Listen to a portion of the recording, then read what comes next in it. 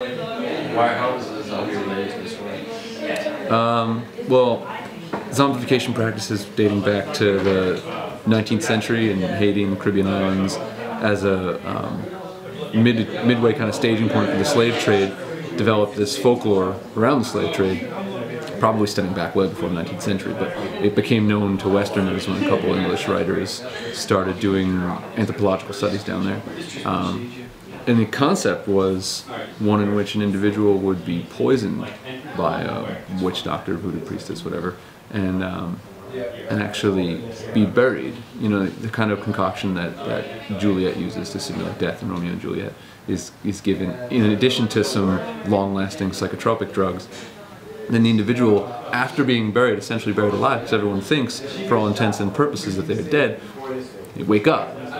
So now imagine this. Imagine you're a citizen of Haiti, walking around, something pricks you, I don't know, and you die. You get a fever, whatever, you're basically dead.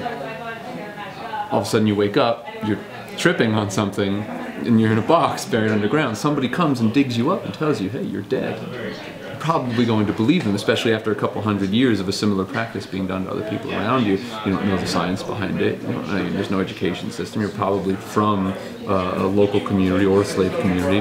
And then the major drug that's a psychotropic drug is called datura. And it's got the ability not only to make you kind of freak out and lose the ability to differentiate between reality and fantasy, but it also makes you a little lethargic. It makes you very suggestible. So you come out of this experience of being buried alive, and you're convinced by this person that you are in fact dead, and your only hope of existence from that point on is basically to serve them. And you know, you're indoctrinated into a certain degree of slave experience up until that point, so there's really very little difference between the one thing and the other.